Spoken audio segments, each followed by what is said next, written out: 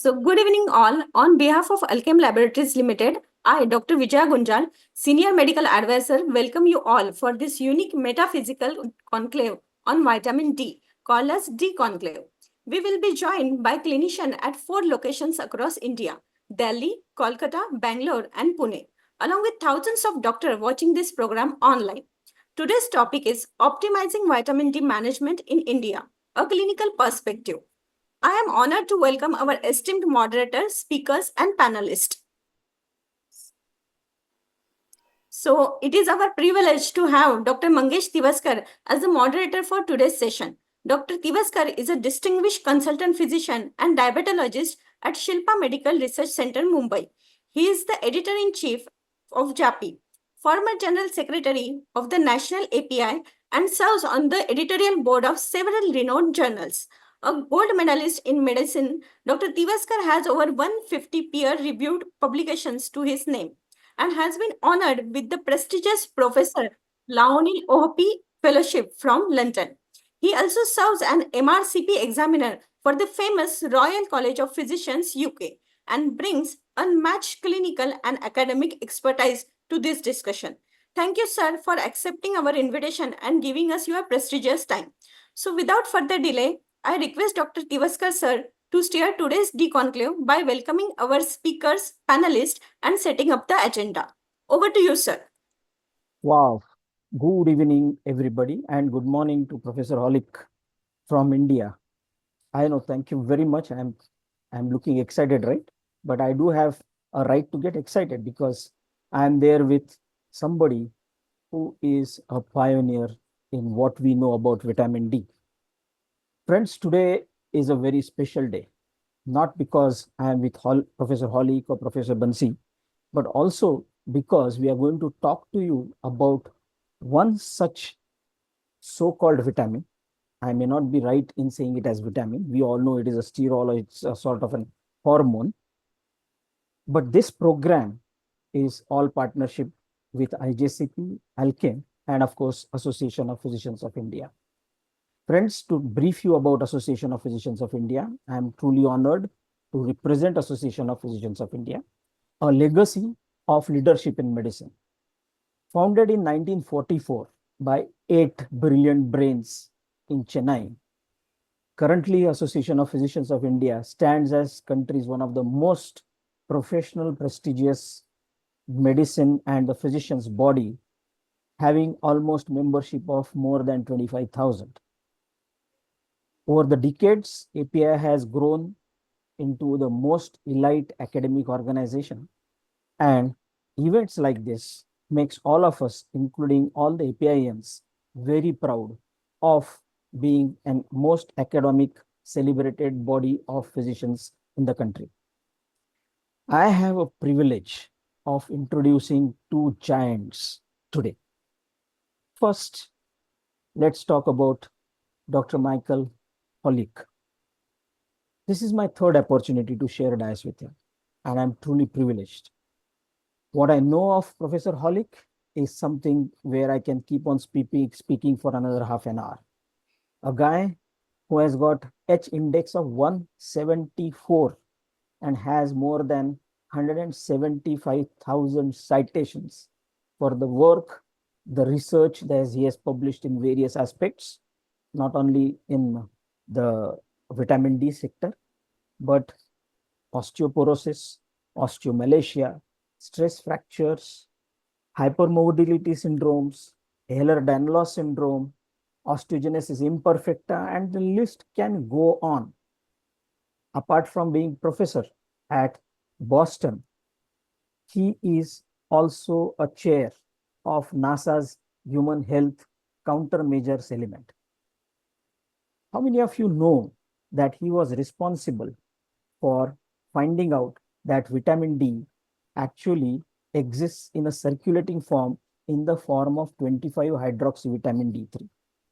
You all are aware about the work which has been done by Elmer McCollum, who gets the credit of inventing vitamin D.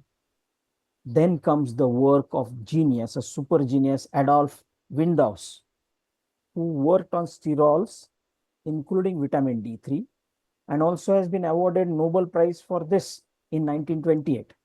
But then, work of Professor Holick is no lesser than these noble giants. The importance of vitamin D has been quoted by New York Times, Forbes, Newsweek, Men's Health, Scientific American. Now, if you know about Scientific American, this is the platform where most celebrated researchers, scientists, Nobel laureates are talked about, including Time magazine. And of course, we do have got Professor Dr. Banshi Sabu. Banshi sir, he's been one of the gentle geniuses, a colleague, a friend, currently a Southeast Asia IDF chair, past president of Research Society of Diabetes, Studies of Diabetes in India, and of course the Obesity Organization. He has been editor-in-chief of RSSDI textbook of diabetes. And who doesn't know Banshi Sabu? In India, I fondly say that if you have to write down a letter to Banshi Sabu, just write down Dr. Banshi Sabu, India, and the letter will reach to him. This is Banshi Sabu. And of course, I do have got my fellow panelists, Vijaya. There is also a Mumbai Center, those who are going to join. So we have Dr. Vaishali Deshmukh. She is Associate Professor of Endocrinology, Sassoon Hospital, consultant endocrinologist at Dinanath Mangeshkar Hospital, and she owns her clinic. And of course, who doesn't know Dr. Vaishali ma'am? Wonderful researcher, a key opinion leader, and one of the most important celebrated endocrinologists who talks about the connection of mind, body, and medicine. She has got a H index of 67, participated in so many clinical trials, phase 1, phase 2, phase 3. And of course, her interests are naturally the behavioral neuroendocrinology and women in endocrinology. Then we have Professor Dr. L. Srinivas Murthy. Srini is from Bangalore, a very close friend, consultant at Fortis Hospital and Apollo Hospitals in Bangalore, Vice President, National RSSDI. But a wonderful thing about Srini, Professor Holick, I would like to tell you, is this that any new drug molecule, especially in diabetes, if it has to get approval in India from DCGI, it has to pass through Dr. Srinivas Murthy's Clinical Research Center. He owns a Clinical Research Excellence Center. In fact, he has been training most of the global organizations in how to conduct the clinical trials and the clinical research. Then I have got Dr. Gupta. Dr. Gupta is from Delhi. Dr. Vipul Gupta is awarded legendary figure in Internal Medicine 2017 trophy. He is a scope certified obesity specialist and honorary general secretary of Delhi RSSDI and joint secretary of RSSDI 2024, which just happened at Delhi. He has 30 and more national and international publications, and he is a founder of Gupta Ultrasound and Heart Care Center since 1997. And then my very close friend from Kolkata, the city of Mishti, Dohi, and Sandesh.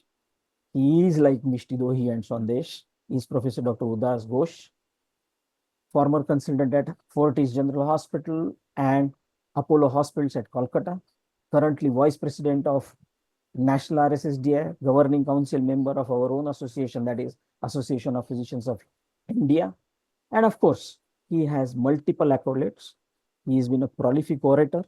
And the most important was, he was an organizing secretary of American College of Physicians India National Conference in 2021.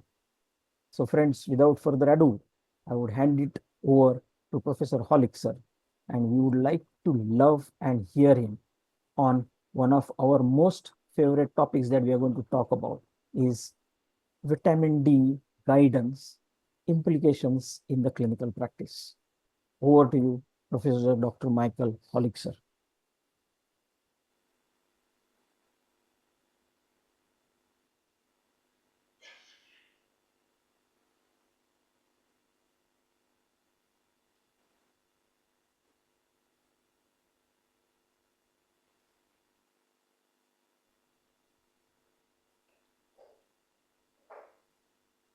Well, thank you very much for your kind introduction. It's certainly a pleasure to have this opportunity to talk about vitamin D. It continues to be an exciting topic, and it continues to be actually quite controversial. And I am going to be talking about health benefits from inception until death, and talk about the 2025 perspective for clinical practice. People worry about conflict of interest, so I get support from a variety of companies and also from NIH. But much to the dismay of the dermatology community, I also get support from the sun. And if you want more information about vitamin D, you can go to my website, just drmichaelholick.org. Now, you all know Dr. Marwa. He's a very close friend. I've visited with him multiple times, and I'm sure that he would be asking this question, is what am I going to tell you about vitamin D that you don't already know about? And you recognize this doctor very well. And the question, of course, is, am I really kind of an idiot? Because what do you know about vitamin D that you already don't know from the Institute of Medicine report of 2010, the VITAL study, and the 2024 guidelines? And so the Institute of Medicine, 2010, came out with recommendations. They realized that vitamin D really needed to increase at least not from 200 to 600 units a day. And they appreciated that you actually can take up to 4,000 units a day and not worry about toxicity. And that's really remarkable that a organization is able to do that. And the question is, did they get it right? And so in 2011, I chaired the Endocrine Society Practice Guidelines on vitamin D, and our objective was clear for the evaluation, treatment, and prevention of vitamin D deficiency for patients at risk for deficiency. The Institute of Medicine, it was up to professional associations to make those guidelines, and they used a population model, not a medical model. So the recommendation from the Endocrine Society for infants, 400 to 1,000 units a day, children, 600 to 1,000 units a day. And I think that teenagers should be treated like adults, 1,500 to 2,000 units a day. And if you're obese, you need 2 to 3 times more. The 2024 guidelines came out, and it says, in contrast to previous guidelines that broadly addressed evaluation, treatment, and prevention of vitamin D deficiency, the goal of this committee was to develop and establish clinical guidelines for vitamin D to lower risk of disease in individuals without established indications for vitamin D treatment or 25-hydroxy-D testing. And they stated that they ignored association studies and only depended on randomized controlled trials. Now, many of you may know Dr. Semmelweis from 1800s, where he thought this was even a bad idea, right? So they recommend no vitamin D. They don't give any insight as to how much vitamin D an infant needs during the first year of life. They suggest 600 units for children, 600 units for adults up to 75, and 900 units for adults over age 75. And they don't describe any issue regarding obesity.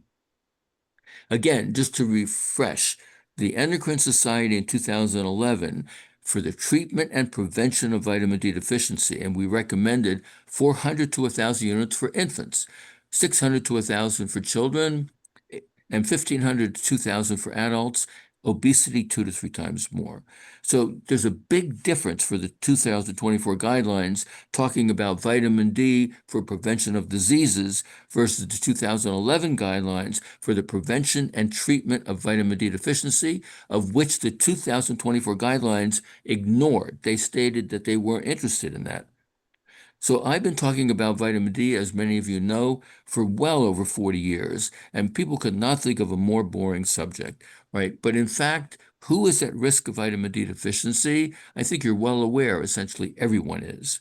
And it's important to recognize that rickets is only the tip of the iceberg for vitamin D deficiency, because the painful bone disease, osteomalacia, diabetes, multiple sclerosis, rheumatoid arthritis, infectious diseases, hypertension, heart disease, cancer, all associated with vitamin D deficiency.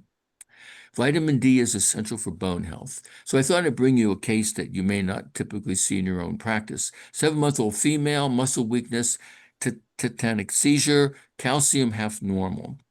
Turns out it's the first lowland gorilla born in captivity at our local zoo. And it turns out that the infant is complaining to mom, bones are hurting, and the dad is very upset. So have you ever wondered what he was trying to say?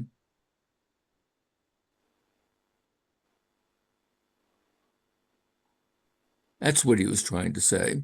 Indeed, they suggested that they call me, and I recommended that this infant has rickets, and as a result, needed to be treated with vitamin D. 5,000 units a day, infant's feeling great. I was the guest of her first birthday, guest of honor for her first birthday. But bottom line, in utero and her first few weeks of life of vitamin D deficiency caused significant growth retardation. 2000, early 80% of infants with rickets in the 1900s had rickets. But is it a problem today? Yes. And I'm sure you see this as well, is that part of the reason is that it's suggested that human breast milk contains all the nutrients an infant needs. There's essentially no vitamin D in human breast milk. So if you give your infant human breast milk as a sole source of nutrition, that infant will be vitamin D deficient for that period of time. So can pregnant women be at risk because they're being followed carefully by their obstetrician, and they're given, of course, a multivitamin containing vitamin D? So we did a study at our hospital and asked the question, if mom is taking a prenatal vitamin, we looked at 40 mother-infant pairs, and we showed that they were taking 600 units a day. That's what's recommended by the Institute of Medicine and also now the 2024 guidelines for all women, including pregnant women. We showed 81% of newborns were vitamin D deficient and 76% of moms. Why should you care? Because we went on to show with Lisa Bodner that preeclampsia is associated with vitamin D deficiency. We know that vitamin D is critically important for muscle function, important for the birthing action. So when we looked at the association of vitamin D deficiency and the need to have a cesarean section, we showed that women that had the highest concentrations of 25-hydroxyvitamin D markedly reduced their risk of needing a cesarean section. So could they have been delivered without C-section? You better believe it. What about prematurity? Very nice studies showed clearly that there's a 60% reduction in premature births if the pregnant woman has a 25-hydroxy-D of 40 nanograms per ml. So mom, thanks for taking your vitamin D. Right? Also, it was shown that there's an inverse association with maternal 25-hydroxy-D and the amount of decay in infants during their first 2 years of life. Now, the 24 guidelines said that we suggest empiric vitamin D supplementation during pregnancy, given its potential lower risk for preeclampsia, intrauterine mortality, preterm births, small gestational age, and neonatal mortality. So you would think that this is fantastic, that the 2024 guidelines recognize the importance of improving vitamin D status during pregnancy. In clinical trials, it suggested up to 2,500 units a day had this benefit. However, the panel focused generally on healthy populations, and they assumed that everyone was healthy and that only 600 international units a day was needed for 1 to 70 years of age, and they did not make a clear recommendation for increased amount of vitamin D for pregnancy. It's no question I recommend for pregnant women minimum should be at 2,000 units of vitamin D a day. And if you want to have enough vitamin D in breast milk, you need to have the mom on 6,000 units a day. But infants have all been thought are very sensitive to vitamin D. They're going to wind up being very toxic. So how much do they need? The American Academy of Pediatrics recommends 400 units a day. Is it true that vitamin D is rare in foods? We showed even in the United States where vitamin D fortification has occurred in milk and other products for decades, that essentially no one in the United States can get enough vitamin D from dietary sources. And so, yes, it's a good source of vitamin D, but you would need to drink basically 20 glasses of milk a day to get 2,000 units of vitamin D. And India now, very nicely, are now recommending, and producers can add 770 units of vitamin A and 550 units of vitamin D per liter of milk. So it's a good source for vitamin D.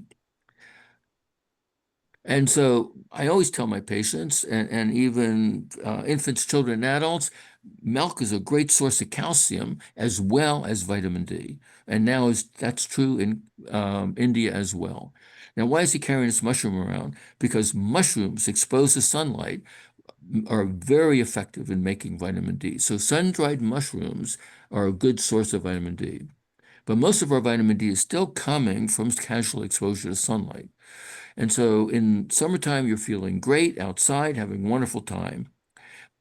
But in the wintertime, it's a different story. The sun's rays are now much more oblique. And as a result, it has to go through a lot more ozone. And as a result, the UVB radiation is being absorbed by the ozone layer. How much vitamin D can you make? So we wondered about that, and we showed that in the Boston, right here in July, August, you're making a lot. You begin to rapidly decrease the production. November through March, essentially nothing, and then it begins again in April. That's important because that means that in the wintertime, you're not getting any source of vitamin D from sun exposure. You need to get it from supplementation and or from your diet. You cannot make any vitamin D in the wintertime because many of my colleagues kept asking me, how prove it? So I finally proved it. And so it turns out that my daughter, she went down to spring break in Florida. And so she wondered, could she make it? Yes, she can. But you have to live basically above a latitude of 32 degrees north or below 32 degrees south in order to be able to make any vitamin D during about 4 to 5 months of the year. And the further north and south you go, it takes a longer time for the vitamin D process to begin. So you're thinking, of course, in sunny India, because when I had first arrived back 20 years ago, suggesting that vitamin D deficiency was an issue in India, I mean, basically everybody thought that was crazy. But we now recognize by Dr. Marwa's work and others that India is at high risk for vitamin D deficiency. Indeed, like I said, it's argued that if you go out in the early morning, you can make your vitamin D less damaging to your skin. It turns out that you can't make any vitamin D in the morning until about 10 a.m. to 3 p.m. We did a study with Dr. Harianan many years ago, and we showed here in Tirupati that at 8 a.m. you're making no vitamin D, 9 a.m. no vitamin D. You really begin to make it at around 10 a.m. and it abruptly ends at around 2 to 3 o'clock in the afternoon. Even though the sun is shining brightly at 5 o'clock in the afternoon on a summer day, you are not making any vitamin D, but you're getting blasted by UVA radiation, which is actually damaging to your skin. You know very well how to determine vitamin D deficiency. You measure your 25-hydroxyvitamin D. And the recommendation had been that deficiency is less than 20, up to 100 is perfectly safe. But actually, docs, they don't worry about this. They want to know, is it high, is it normal, or is it low? And so typically at the end of the summer, when patients are coming back from a Cape Cod vacation, their blood level may be as high as 110. Are they vitamin D toxic? And so I explain, I see some lifeguards in my clinic, not so much the Baywatch babes, right? They're at 110. Are they intoxicated? I don't think so. deintoxication based on the endocrine guidelines in 2011 said you have to get at least to 150 and usually above 200 nanograms per ml to worry about it. And so now, what about low? How do you know if you're vitamin D deficient or not? And so, do you really need to be at least 30? And so we did a study with Ann DePape many years ago throughout the entire United States in postmenopausal women, and we related their PTH level with their 25-hydroxyvitamin D. We showed that if your blood level was 20 to 24, you had a 3 times higher risk of having secondary hyperparathyroidism compared to greater than 30. There was no evidence above 30 of any evidence of secondary hyperparathyroidism. So is vitamin D deficiency really a health issue, right? Am I at risk in sunny India? Adults at risk for vitamin D deficiency is overwhelming, right? And we've showed globally that 60% are insufficient and 40% are deficient. Now, Star Wars. I love Star Wars, and my favorite character is Jabba the Hutt. And this is what he's been trying to say. And no question, obesity is associated with vitamin D deficiency, right? And here are the data.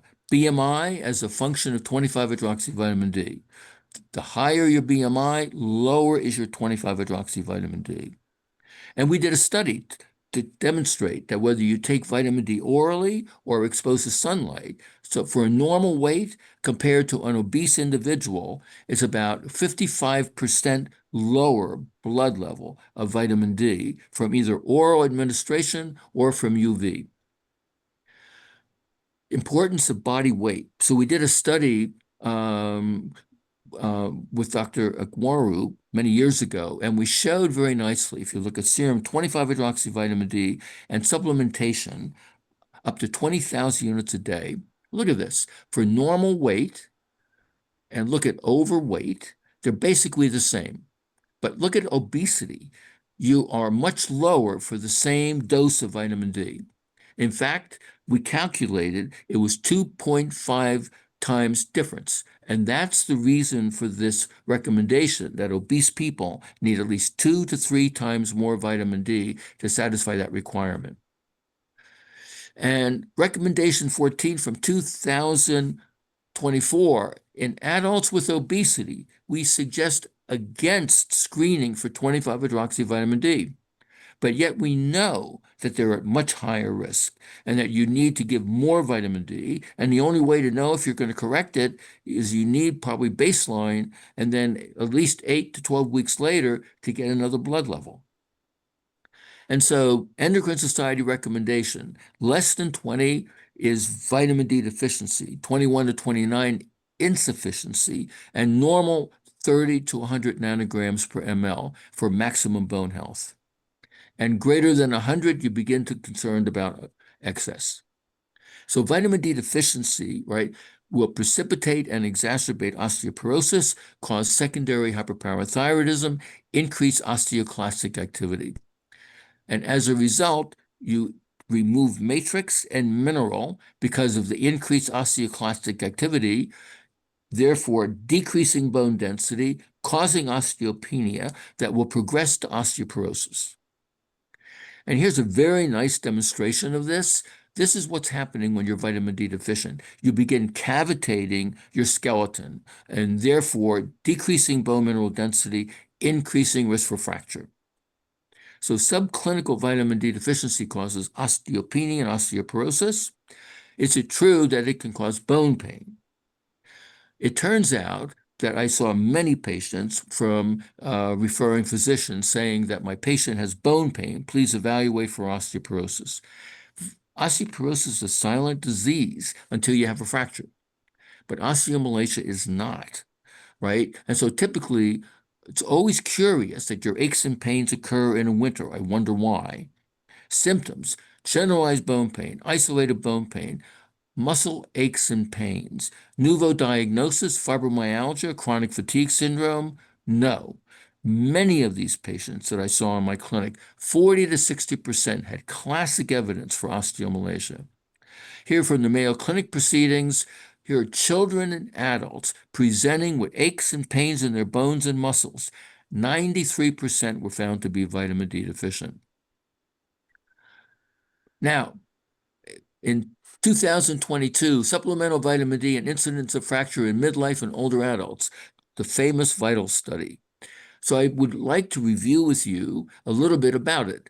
And here's my good friend, Dr. Rosen, saying, based on that study, you could stop taking your vitamin D supplement to prevent not only osteoporosis, but major diseases, or even extend life. Right? A decisive verdict on vitamin D supplementation. And so mean baseline 25-hydroxy-D, right, total randomization, 64% were vitamin D sufficient at the beginning of the trial because they never measured the baseline and take that into account and then to give the 2,000 units of vitamin D. They took all comers and realized in the end that more than 50% were vitamin D sufficient and now getting additional vitamin D. And now they're asking the question, does it have any impact on decreasing risk of fracture? And if you look at those with a 25-hydroxy-D that's considered deficient by the Institute of Medicine, right, 87.1% had greater than 20 nanograms per ml, consistent for being sufficient for maximum bone health by both the Institute of Medicine and now the 2024 guidelines. And look at this, right? Only 2.4% were less than 20 nanograms per ml and considered to be deficient based on the Institute of Medicine. And so you have to realize that when you look at these data, there's no difference and not a surprise because essentially everyone was vitamin D sufficient for bone health. And so when they concluded that vitamin D supplementation doesn't significantly lower risk of fractures, you have to appreciate that they did not look at individuals that were vitamin D deficient. So this was not a randomized controlled trial by any stretch of the imagination. He's constantly complaining to his dogs, my bones ache, my muscles ache. The dog told him, stupid, you're vitamin D deficient. So with recommendation from the Endocrine Society in 2011, you want your level to be at least 30, maintain your bone density, decrease risk of fractures, improve muscle function, less likely to fall, less likely to fracture. So how do you treat it? Well, back in 1998, available in the United States is a 50,000 unit capsule. And I know in India, you have a 60,000 unit sachet. So I gave 50,000 units once a week for 8 weeks because what I wanted to do was to take that empty vitamin D tank and fill it up. And when we did that, we showed that it was very effective in raising circulating concentrations above 30 nanograms per ml. That's equivalent to 6,500 units a day. And then docs don't know what to do. So I told them, and I put my patients on 50,000 units every 2 weeks forever. Now, you may argue that you've been taught vitamin D is fat soluble. It's going to continue to build up in your body fat, and therefore you're potentially going to become toxic. Well, Einstein worried about this. So we looked and did a study for 6 years follow-up, and we showed on 50,000 units every 2 weeks for up to 6 years, their circulating concentration was in the range of 40 to 60 nanograms per ml, and there was no toxicity or any untoward complications. That's equivalent to 3,300 units of vitamin D a day. 1,000 units a day. We did a study in healthy adults in Boston in the wintertime. Will not make you sufficient. So can you give 60,000 twice a month without screening? Because you don't always have available to you, right, the 25-hydroxy-D assay. And so we did another study. And I took all comers coming to my clinic. I put them on this program, got their blood level at the beginning, and then 6 years later. And so the Endocrine Society in 2011 reported this, and we showed This is with a baseline, right? Up to 50 nanograms per ml. Some had up to 50 on 50,000 units twice a month for 6 years. Their level didn't increase more than about 80 nanograms per ml. There was no toxicity. Recommendation 11 from 2024 guidelines. Adults aged 50 years and older have indications for vitamin D supplementation and treatment. We suggest daily lower dose vitamin D instead of non-daily higher vitamin D. Once every 2 weeks works perfectly fine. And for elders who don't want to take a pill every day, it's a good option. I prefer personally to take it every day, but certainly giving it every 2 weeks or once a month, very high dose, you can be successful in correcting D deficiency without any toxicity.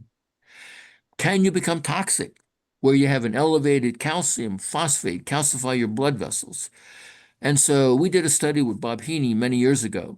We gave healthy adults up to 10,000 units a day, and we showed that there was no significant change in urinary calcium. It was perfectly safe. Study done out of Canada showed in Akwaru that 4,000 to 5,000 units a day gets your blood level in the range of about 30 to 40 nanograms per ml, right? 20,000 units a day, 60 nanograms per ml.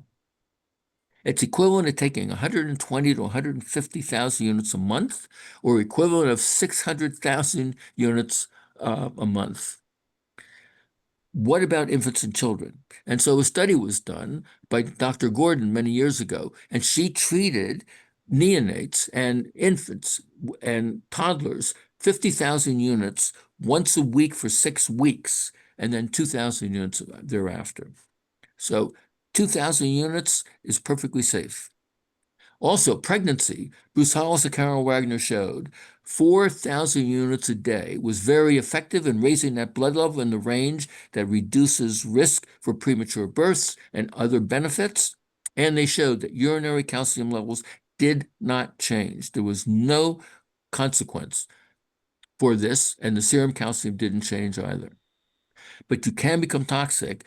This product was on the market back in the 1990s, and it was said to have 1,000 units in a teaspoon. And I got a phone call from a patient down in Florida saying that he had followed my advice, was taking 2,000 units a day, and became toxic. He was a lawyer. And I told him, that doesn't make any sense. Send the product up and we'll do an analysis. The company forgot to dilute it. He was actually taking pure crystalline vitamin D, 1 million units a day. This will cause toxicity. In fact, we published him, New England Journal of Medicine. We had 25-hydroxy-D of over 500 and a severe hypercalcemia. I took him off all vitamin D, good sunscreen use, and his 25-hydroxy-D gradually came down, and he had no complications from that experience. It's difficult to become vitamin D intoxicated. So why should you care about all this? Well, as you know, vitamin D is made in your skin. You get it from your diet, goes to your liver, converted to 25-hydroxy vitamin D, and then to the active form, 125-dihydroxy vitamin D. And yes, it regulates calcium and phosphate metabolism. But what's remarkable, over the past several decades, we now recognize that the vitamin D receptor exists in essentially every tissue and cell in your body. Why would they be there if they weren't having an effect? In 1979, Suda had showed many years ago leukemic cells that had a vitamin D receptor. If you incubated them with active vitamin D, they became normal. So that introduced the concept of vitamin D in cancer. And clearly, vitamin D deficiency, sunlight deficiency, has been linked to increased risk for deadly cancers. It's been estimated by Garland that a 50% reduced risk of colorectal cancer just by increasing your intake by 1,000 units a day. Here, my good friend Cliff Rosen, he said, what else can you? And is there any non-calcemic health benefit in light of the VITAL study? Remember, again, the VITAL study, right? Most started out with a 25-hydroxy-D of greater than 30 nanograms per ml. 55.1% had optimal levels. And here's Dr. Manson, right, saying that there was no benefit in reducing cancer or cardiovascular risk. But she noted, whoa, if you look at cancer mortality, 25% significant decrease in cancer mortality. That's quite remarkable, right? And she said, and it may take longer for cancer to grow, so maybe that's why they didn't see any benefit of 2,000 units a day for the VITAL study.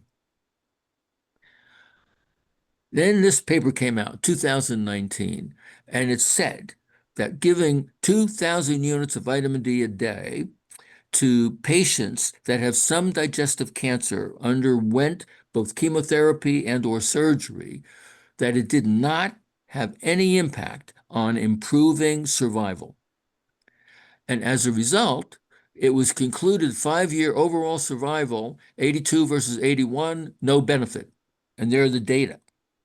Well, when this came out in 2019, that was it, right? That patients on vitamin D, no significant improvement. Was that the final straw? Is that the final nail in the coffin for vitamin D? Well, thank goodness. It turns out, if you look at subset analysis, those that were most vitamin D deficient and were treated actually had significant improvement compared to the group that were vitamin D relatively sufficient. And so as a result, this group went back and did another study, and they looked at supplementation on relapse or death, looking at P53 immunoradio reactivity. And so the question was that if a patient was now developing antibodies against mutant P53, which can occur in about 50% of all cancers, is that helping vitamin D then to fight further activity of the cancer? The vitamin D group, 80.9% had relapse-free compared to 30% of patients if they had P53 immunoradioactivity. And this is the reason why. P53, as you know, is a molecule that controls cell growth. And 50% of human cancers carry these mutations. And the cancer is not stupid.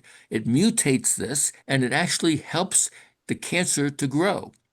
And it prevents vitamin D from working. Very clever of cancer. But if the body is able to mount an immune response to the mutant P53, all of a sudden, you have a marked increase in relapse survival. What about immune system? We know that inactivated T lymphocytes have no receptor. You activate them and they do. They respond to 125D with marked effect on proliferation and on cytokine production. B lymphocytes, resting, no vitamin D receptor. When you activate them, they do. Well, why?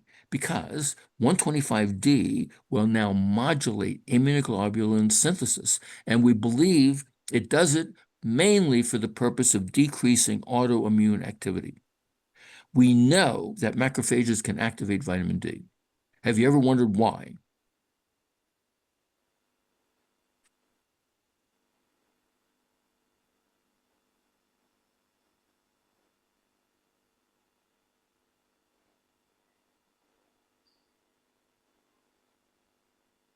We now know why, right? Back in the 1800s, clover oil was used and to treat tuberculosis.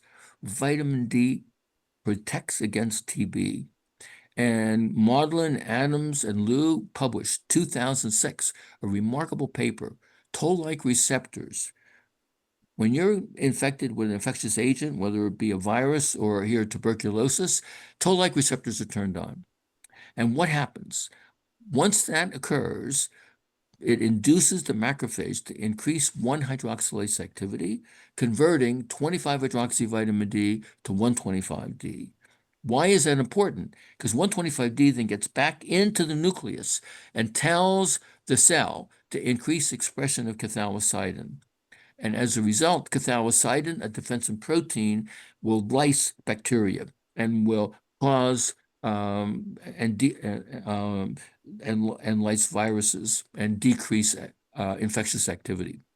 It's well documented that if you lived above 5,000 meters, like in Switzerland, you didn't get tuberculosis. And those with tuberculosis exposed at higher altitude where they can make vitamin D help prevent it.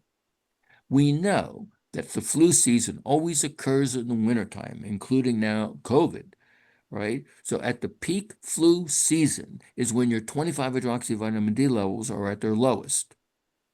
And so a study was done here out of Yale, and they showed that adults who had maintained a blood level of 38 nanograms per ml reduced risk of upper respiratory tract infections twofold. Here, a study out of Japan showed school children, 1,200 units a day just during the wintertime, reduced risk of influenza A infection by 42%. And by the way, when you go and look at that paper carefully, it reduced risk of asthma attacks by more than 90%. So what about COVID? And it turns out that many studies have now been done, one of which we did early on. And we asked the question, if you're COVID positive and your vitamin D status, how do they relate? If you're vitamin D deficient, are you at higher risk of having COVID positivity? So working with Quest Diagnostics, we looked at 191,000 plus patient samples, and we showed that if your circulating concentration when you had the test done at 34 nanograms per ml, 54% reduction in having COVID. Also, very nice study that was done out of San Francisco by Dr. Dan Bickley's group showed 22% lower mortality, risk of infectivity and mortality by 45%. We know that innate and adaptive immunity is controlled by active vitamin D. It's a major immunomodulator. And so here we have, again, Cliff Rosen saying, you don't have to take vitamin D supplements to extend life because it has no benefit. But now a study was done looking at the vital data and wondering, is there any evidence that greater than 30 is good for health? And Joanne Manson's group reported that when looking at the vital study and autoimmune risk, they were amazed to find 22% lower risk of autoimmune disorders. And what's really quite remarkable is we're talking about disorders like rheumatoid arthritis, as well as psoriasis, and other autoimmune disorders, 22% reduced risk. And here are the data that clearly demonstrated. Here's a nice study that Dr. Munger had published many years ago. Women that had the highest intake of vitamin D reduced risk of MS 41%. A study out of Iowa showed 44% reduced risk for developing rheumatoid arthritis. Here, a study done in Finland many years ago, children were getting 2,000 units a day during their first year of life because they were worried about the fact that they lived at such a high latitude that they weren't making any vitamin D. It showed that when you followed them for 31 years, it reduced their risk of getting type 1 diabetes by 88%.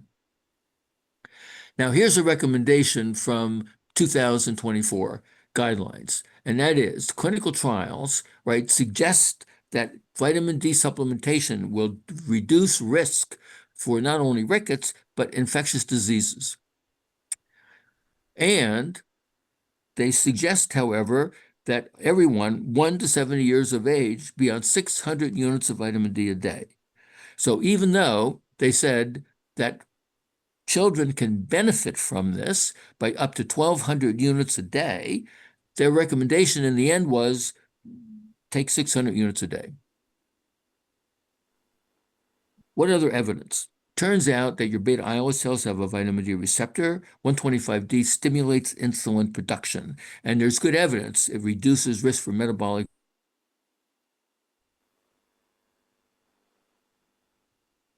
And a study done by Pittas many years ago showed if you increase your calcium and vitamin D intake from the National Health Survey, relative risk reduction for developing type 2 diabetes, 33%. However, Here we go with a study that was done then by Pittas later on, looking at whether or not giving vitamin D to individuals that have pre-diabetes, 4,000 units a day, is it going to reduce the risk of progressing to diabetes? So it was based on his early epidemiologic study. And what did they find? No benefit. Ha. But it turns out that remarkably, if you look at those that had a blood level of at least 50 nanograms per ml compared to those that had 20 to 29 nanograms per ml baseline, 76% with a 3-year absolute risk reduction of 18.1%. So 25-hydroxyvitamin D, raising that blood level in that range, has definitely appeared to have a significant benefit in reducing risk of prediabetes progressing to diabetes.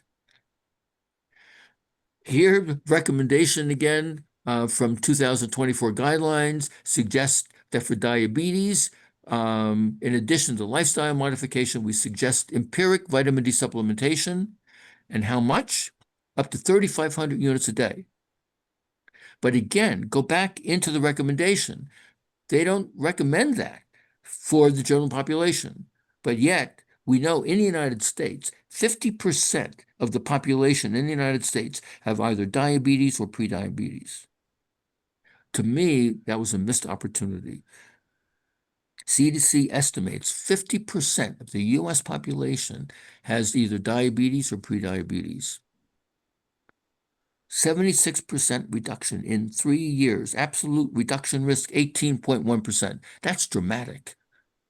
What about heart health? Right? A study done many years ago from the National Health Survey data showed the higher your 25-hydroxyvitamin D, lowers your risk by 80% if you're greater than 30 nanograms per ml. We also know mechanistically that vitamin D improvement will regulate up to more than 200 genes in the cardiovascular system, controlling atherosclerosis production, blood pressure control, and left ventricular activity. Here, out of the Framingham Heart Study showed first MI greater than 50% increase associated with a 25-hydroxy-D of less than 15 nanograms per ml. Can you live longer?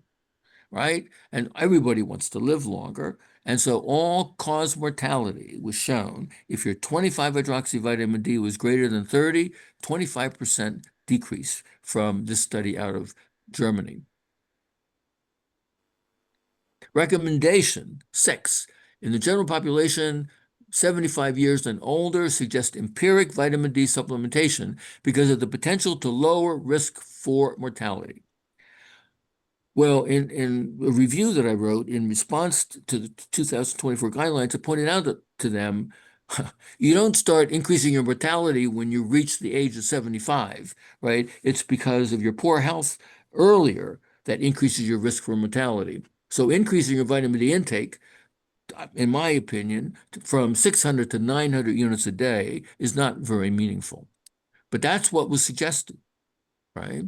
And here are the data. Here from the Garland brothers, they showed if your blood level is 40 to 50 nanograms per ml, you reduce your mortality substantially by almost 90%. Vitamin D deficiency is a disease of neglect. Adequate vitamin D is critically important, not only from birth until death, but from inception until death. A mound of evidence linking vitamin D deficiency with a multitude of chronic and acute illnesses. Here in Delhi, like I said, Dr. Marwa and his team showed vitamin D deficiency, a very significant health problem, including newborns, 16 nanograms per ml. Disease burden, stunted growth, and type 2 diabetes, hypertension, fracture risk, and common cancers and autoimmune diseases. Don't think about a normal level, but think about a healthy level. And how can you determine what the optimum level should be? Well, good insight would be to our hunter-gatherers. What were they thousands of years ago? Well, happily, we still have hunter-gatherers. And here are the Maasai herders, for example, and a picture that I took when we visited with them and my daughter. Their blood level is 40 to 50 nanograms per ml. And you would have to take 4,000 to 5,000 units of vitamin D a day to achieve that. Goal, in my opinion, should be at least 30 nanograms per ml. 40 to 60 is a preferred range as recommended by the Endocrine Society in 2011. This is your problem.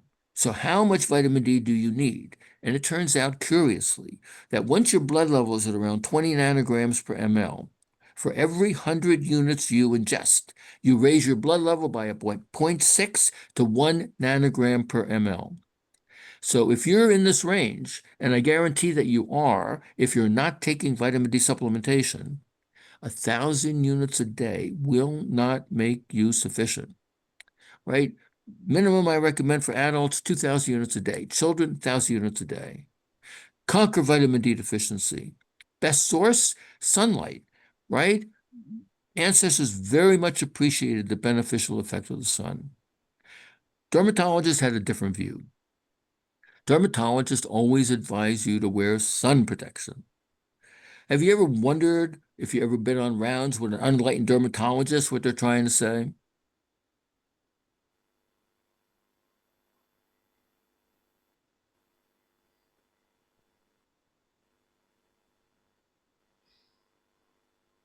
Right? Never be exposed to one direct ray of sunlight. That's what the American Academy of Dermatologists in the United States still recommends. I think Charles Schultz had good insight into life, and his Peanuts character gives a good insight. It says, good grief, another note from his mom as he's sitting in school on the outside. Are you sitting in the sun? I hope so. A little sun is good, as long as we don't overdo it. Perhaps 10 minutes a day. This time of the year is about right. No question, moderation is what we need. Sunlight is very effective in helping to give us some adequate vitamin D. This is what's happened to our sun. It's been demonized now more than 50 years. Never be exposed to sunlight. Happily, now the Dermatology Society in England and even Australia and New Zealand, they now recommend sensible sun exposure, as does the World Health Organization. Slip-slop message in Australia, 40% of Australians are vitamin D deficient, right? Who's that? That's an Australian dermatologist on vacation, right? Wearing sun protection all the time. They're all vitamin D deficient, right? 87% deficient at the end of the summer, right? Vitamin D deficiency has been associated with schizophrenia, depression, dementia, and even Alzheimer's disease, right? Our brain has a vitamin D receptor. Also, there's some data, at least in animal studies, to show that in vitamin D deficiency, if you improve vitamin D status in rodents, it improves serotonin levels, makes them feel better. And so there's a variety of consequences of being vitamin D deficient in the central and peripheral nervous system. You can get it from your diet. That's what we've been taught. You cannot get enough vitamin D from your diet, right? So what do? I recommend that the best source, of course, is sun exposure, but time of day, season, latitude, weather conditions, how do you know what to do? Well, there's only one thing to do, right? Is to develop an app, which we did working with Ontometrics. You can go to dminder.info. It's free on your Android and on your iPhone. And in India, it will tell you when you could begin making vitamin D, how much vitamin D you make, and it even warns you to get out of the sun so you don't get a sunburn. What do? Sun protection on my face, but none on my arms and legs. And I take 6,000 units of vitamin D a day. And my blood level is in the range of 70 to 80 nanograms per ml. Vitamin D deficiency is the most common medical condition worldwide. If any one of these chronic illnesses, right, including autoimmune disorders and infectious diseases, including COVID, related to vitamin D deficiency, right, there's no downside to increasing your vitamin D intake. You don't need to be a genius to know this. We need sensible sun and supplement recommendations. It's not a hypothesis, right? Should you screen everybody? The Endocrine Society in 2011 and now in 2024, we do not recommend screening. But if you're obese, pregnant, have sarcoidosis, have sensitivity to vitamin D, you definitely need to be evaluated for their vitamin D status. So vitamin D association studies were ignored by the 2024 guidelines.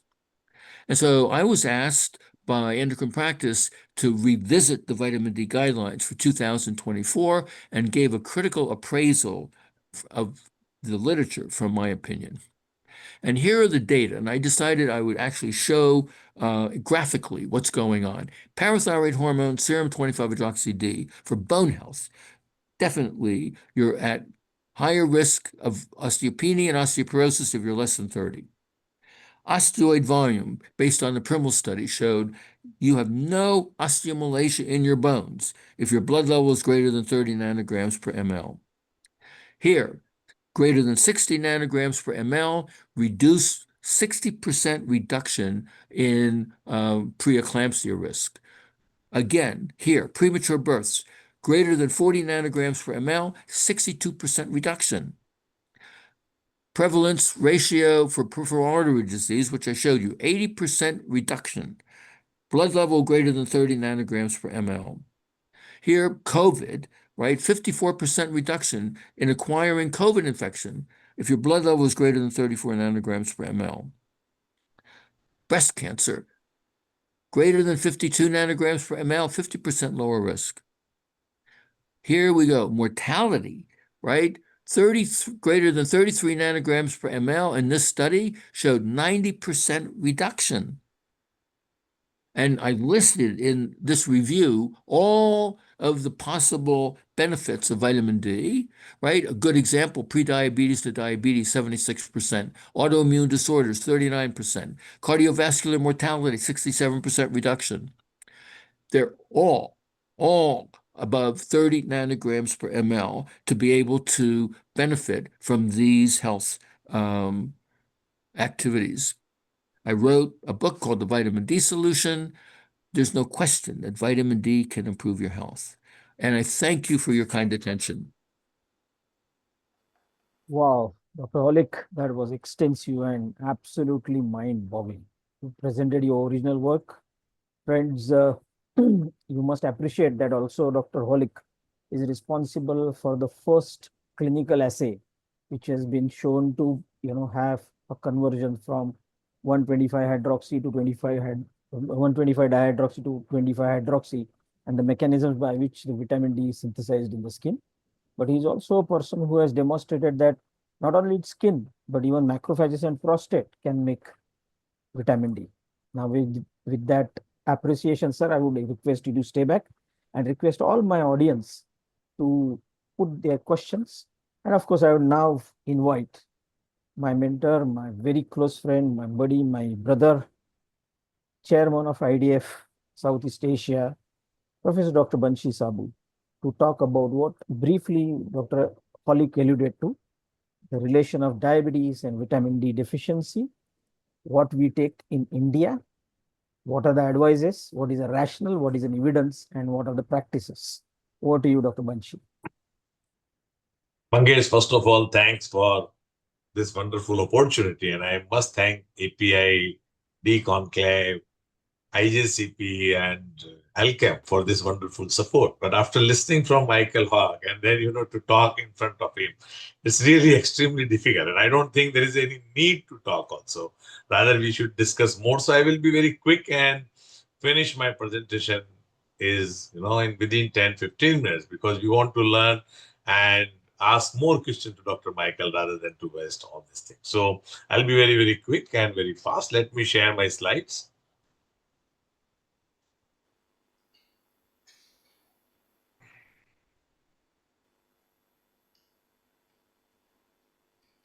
Can you see my slides? Yes, Banshi. You need to Yeah. make it a full screen. I'm doing it.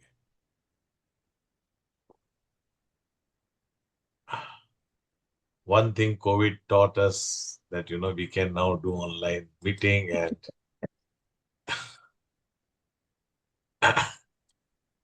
So once again, thanks API, thank you Mangesh, thank you all the panelists. Without wasting much time, what I am going to talk in diabetology, vitamin D, and in clinical practice, we have evolving evidence and practical application. I will be talking the Indian paradox, which we know, and he had already talked about it. The health benefits of vitamin D. Again, he has talked about it. What the understanding of 7 Ds of vitamin D supplementation? What's the clinical strategy? Hypervitaminosis, which is a very, many people they are worried of it, but Michael had very clearly told that hardly anyone you will find who will have hypervitaminosis. Implementation in clinical practice and key takeaways. That's what I'm going to talk. This Indian paradox, we all know that even we have abundant sun, but yet widespreadly vitamin D deficient. In one of his slides, he had very clearly showed that, in India, hardly we will find a persons with normal vitamin. And this is what we had seen in our clinical practice. And I'm sorry once again that I want to finish it as early as possible because I also want to ask a lot of questions to Dr. Michael. The prevalence is highly prevalent in adults, and as a Southeast Asia chair for International Diabetic Federation, I can say very clearly that even for South Asian countries, it is also highly vitamin D deficient. If you ask that prevalent in almost 490 millions in Indians, and he has talked very rightly that it is one of the most common disorder. I was thinking it is anemia must be the most common, but he is very rightly said it is the vitamin D deficiency is very common. The health benefits. We all know about the health benefits of vitamin D, which he has talked. But what is more important is about immunomodulation, which is preventing autoimmune disease and controlling of invading pathogens. This is something we should know as a clinician. Regulation of cell growth and differentiation. They are the work which works at the different organs. Other than that, what we are knowing about the more bone and muscles. We all know about the calcium, muscle health, bone health, blood pressure regulation, CV health. Also, there are a lot of data. But he also talked about the neurodevelopment and even schizophrenia and Alzheimer's disease and depression and so many things which has been correlated with vitamin D. The health benefits we from the calcium and bone homeostasis, every one of us we know. But these are the different systems where you can talk about the immune system, hormone secretion, mortality, even longevity. And he has also talked very nicely about the longevity, brain, metabolic syndrome, the cancer, the skin, the cardiovascular events, the muscles, reproduction, and lungs. Almost you can say every organ of our body and every system of our body is having effect of vitamin D. And it has been shown that not only deficiency is the reason for them to increase in incidence, but also by giving them a proper vitamin D deficiency which they have, if you give them vitamin D supplementation, there is shown improvement also. And he had shown multiple papers of him and also many more papers which are published in different areas. The health evidence, we have the literature evidence that health benefits are skeletal to extraskeletal. And this is what we want to teach our people from our physician community, that it is the primary hyperparathyroidism. It is a low vitamin D deficiency is a common in patients with primary hyperparathyroidism. That is also there. And 2,800 vitamin D daily for 52 weeks. Pre and post parathyroidectomy, you will see the vitamin D level to increase, PTH is to decrease by 70%, 17%, increase in lumbar spine bone mineral density by 2.5%, decrease in C-terminal beta cross lapse by 22%. So daily supplementation with high vitamin D dose is sufficient, safe adjunct that reduce post-op hungry bone syndrome. So this is what in a patient who are primary hyperparathyroidism. In metabolic syndrome, and I'm sure as a diabetologist, as an obesity physician, we have seen this slide multiple times that in metabolic syndrome, the role of vitamin D is very, very high and we use it also.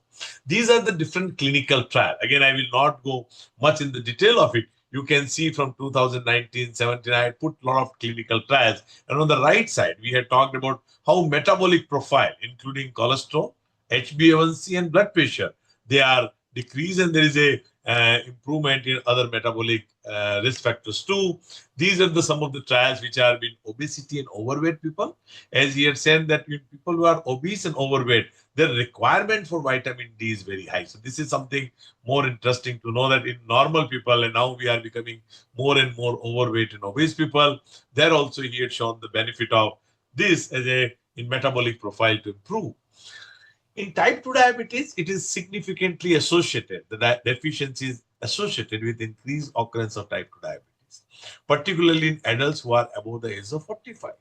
Low level is been correlated with higher A1C and higher insulin resistance. And by giving vitamin D, you are actually boosting pancreatic insulin secretion, you are protecting beta cells, you are promoting depolarization and regulating the function of calcium binding protein on pancreatic beta cell.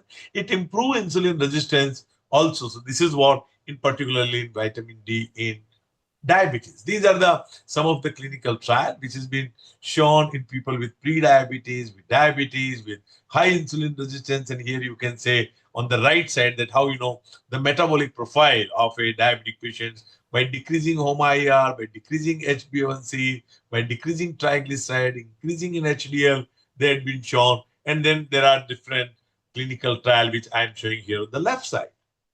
Actually, vitamin D is a uh, vitamin or it's a hormone. We know that it has got a multiple effect. So we can say it's a hormone which is been known as a vitamin. It inhibits the synthesis of some inflammatory cytokinins. It promotes monocyte differentiation in macrophages, increase phagocytosis and chemotaxis. It acts as a mediator in ameliorating insulin sensitivity. It inhibits the process of adipogenesis. So, it has got the work in thyroid, in diabetes, in obesity. We know that these are the three most common endocrine problems which we see in day-to-day clinical practice. And what I have shown on the left side that how vitamin D is effectively can be used in these clinical conditions. The health benefits is other than what metabolic syndrome, viral hepatitis B, something autoimmune thyroid disease, combined endocrine disorder, cancers, and these are the conditions which we normally we will never think that they are also the people who are vitamin deficient. I mean, probably the oncologists, the immunologists, and the people with hepatologists, they all should use and see that vitamin D level in their patients also. The health benefits for CVD we had talked, but vitamin D at adipogenesis, apoptosis, oxidative stress, inflammation, secretion of adipocytokinins, lipid metabolism, thermogenesis, everywhere you will see the role of vitamin D in adipose tissue. The potential extraskeletal benefits of vitamin D supplementation, the central blood pressure, the all participant for lung functions. You see the people with asthma and COPD. You see the people with who are prescribed NSAID or progression of from pre-diabetes to type 2 diabetes. It means also for diabetes prevention also. And here again, I'm not going in the author's details in the different clinical trials, but here you can see very clearly that some of the places even it had shown a very significant p-value also.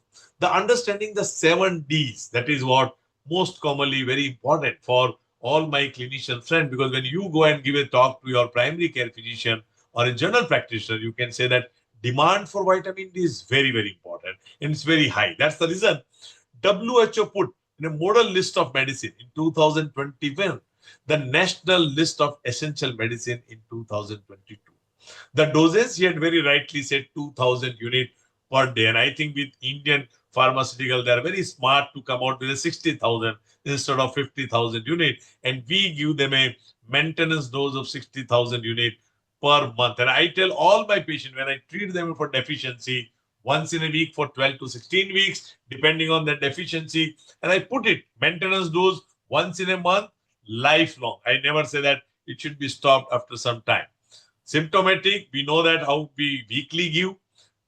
When we have patient with a asymptomatic and symptomatic, that again dynamics. The recommendation for supplementation should be indication based.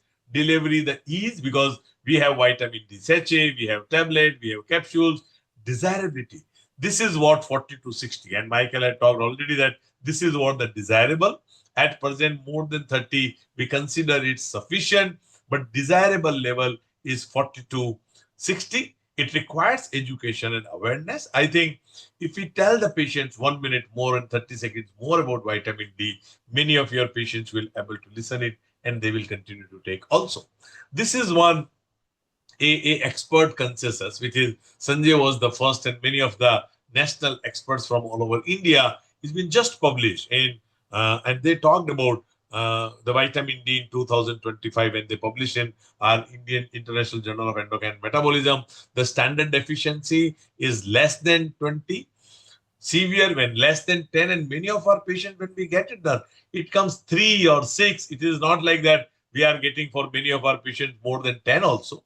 Insufficiency, yes, definitely less than 20 to 30. And this insufficiency report, Mangesh, I see many of our people who come actually with they are taking vitamin D actually, and they come with a 25, 27, but they are not regularly taking as per the doctor who had advised. But we desirable level which we want them for 40 to 60, I think they should take regular supplements. How to achieve this? Again, vitamin D for those patients who are sufficiently, which I do in my clinical practice once in a month. Insufficiency, you give it for 8 weeks. Once sufficiency is achieved, transition to once in a month. Vitamin D deficiency, it means less than 20, you give them once a week for 12 weeks. If I get less than 10, we give it even for 16 weeks also for the same. This is what the age is specific. With the children, as he was talked very rightly, that people were not writing it, but now neonatologists and pediatrician also know that it is required, and they were understanding only from the decades point of view, but from growth and for all the points, it is very much required. So for 400 international units per day for the neonates, for the children aged 0 to 6, for children aged between 6 to 12 months, it is again slightly increased up to 600. In healthy children from 1 to 3 and 3, it is again 600 units per day. For 4 to 10, it is 600 to 1000. And in children aged 3 years and above with confirmed vitamin D deficiency, again, they should be given 60,000 units once a week for 6 weeks. And why I talk more about it, because someone had asked the question that what should be the dosage so they can take the photograph also. And this is what the expert consensus. In healthy adolescent, this is the same which we had talked. 60,000 units should be given once in a week for 6 weeks. And elderly patient, this supplementation can be increased empirically. A specific patient may require higher dose. Those who are underweight, so in compared to obese people, the people with normal weight and underweight, their requirement may be low. Women planning pregnancy, women with confirmed pregnancy, with breastfeeding.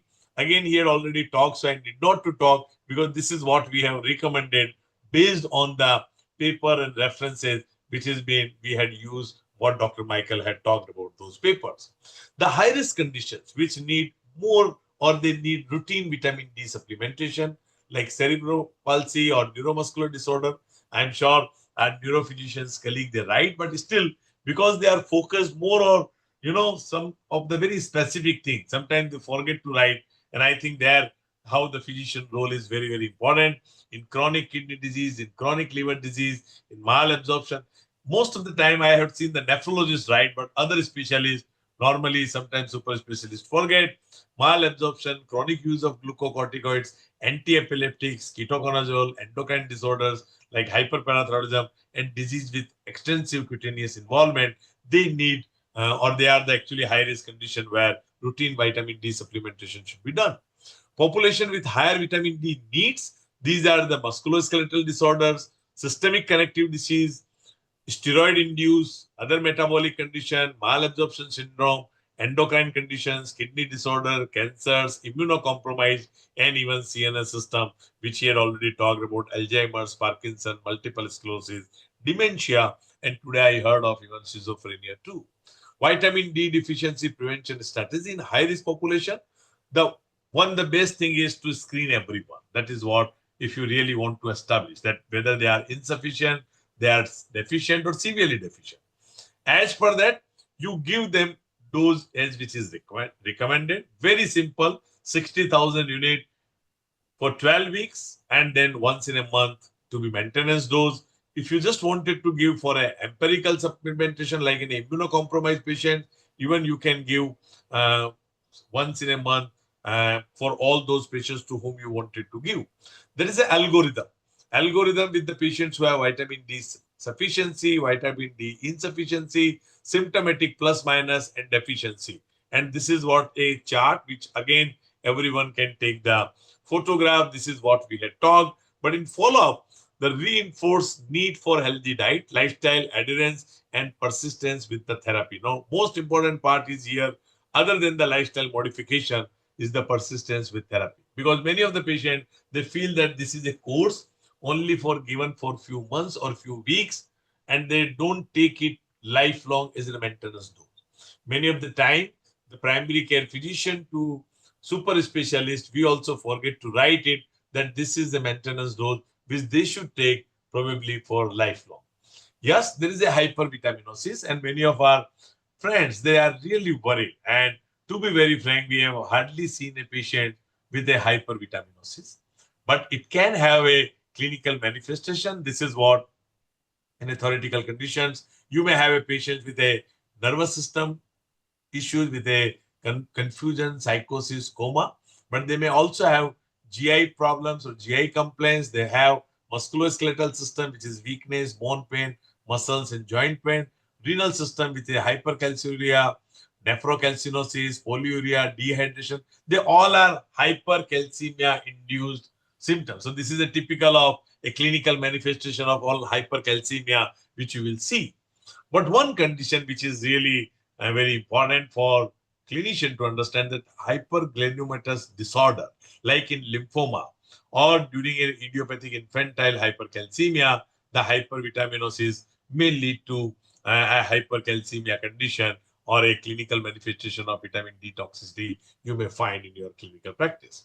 So what's then implementation in clinical practice? How you will bridge the gap? One side you are talking that everyone is vitamin D deficient, on the other side, we wanted to give everyone vitamin D. So one is we have to increase the public awareness. And this, I again congratulate here EPI that, today we are meeting online and we can reach out to thousands of physicians. And even in the rural area, otherwise they normally don't come to any clinical, in a conference or a meetings, major meetings. So this is one way how we can addressing this knowledge gap and creating a public awareness. So again, next time, on some social platform also we can meet Mangesh, and we can do a on vitamin D to everyone, integrating vitamin D into a national health program. This is what the government or ministry where this should be done. A role of healthcare professional. What we can do educate the patient. We can talk about the dietary resources and sun exposure and supplementation. We can talk about the routine inquiries which can come on a social media. We can do a community level screening and awareness level initiative, like we are doing random sugar.